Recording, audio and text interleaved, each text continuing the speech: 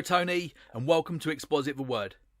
Your challenge for today is to tell us the history of Jehovah Witnesses in under 5 minutes.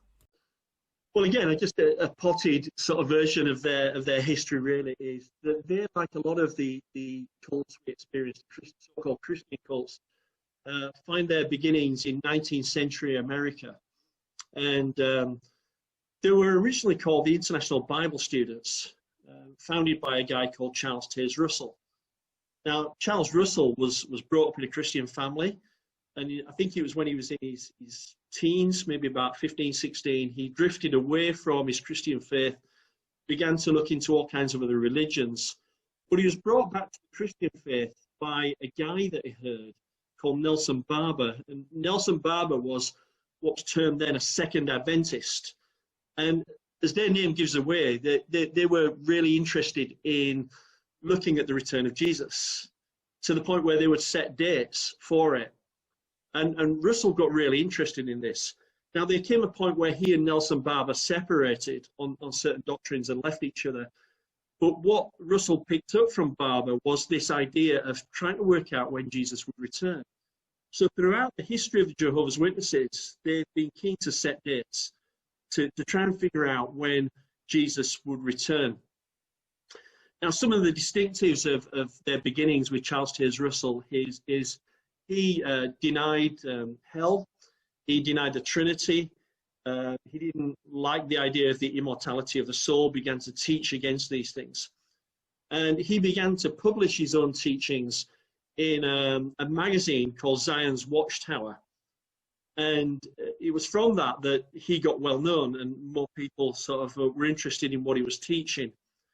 A lot of the stuff that the JWs teach today don't come from Charles Taze Russell. It's interesting that the Jehovah's Witnesses today don't often reference Russell. It's almost like they've disowned him a little bit, but they acknowledge that that's where they began. So, for example, they weren't called Jehovah's Witnesses by Charles Taze Russell. They were always known as like the International Bible Students, really. They didn't become known as Jehovah's Witnesses until 1931. And it was the guy who took over from Russell. Russell died in 1916. And it was the guy that took over from him in 1918, a guy called Judge Rutherford.